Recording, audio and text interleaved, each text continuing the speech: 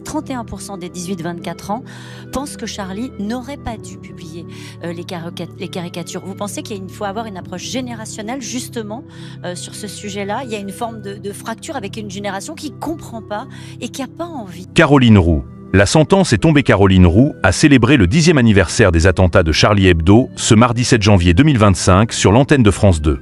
La journaliste, face à la concurrence, a-t-elle réussi à se démarquer du côté des audiences?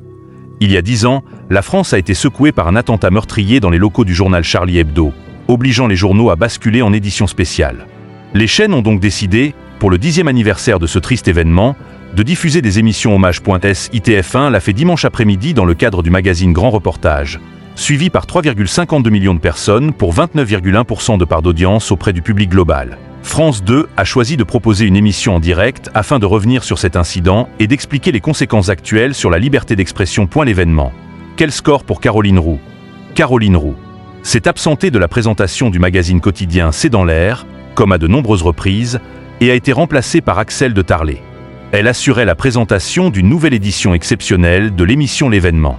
La journaliste était en direct depuis la Bibliothèque nationale François Mitterrand pour évoquer le triste anniversaire des 10 ans de l'attentat contre Charlie Hebdo. Le magazine a captivé 1,41 million de téléspectateurs ce mardi 7 janvier 2025 entre 20h45 et 23h19, soit 8,4% de part d'audience auprès de l'ensemble du public.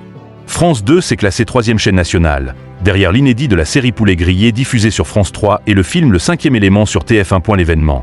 Caroline Roux résiste à la concurrence. France 2 a obtenu un score légèrement supérieur à celui du documentaire de M6 consacré à l'attentat de Charlie Hebdo. Ce dernier avait rassemblé 1,27 million de téléspectateurs, soit 6,9% de part d'audience. En première partie de soirée. Sur les cibles commerciales, le programme a attiré 4,2% des femmes responsables des achats de moins de 50 ans, plaçant France 2 au 4e rang national, derrière TF1, M6 et France 3.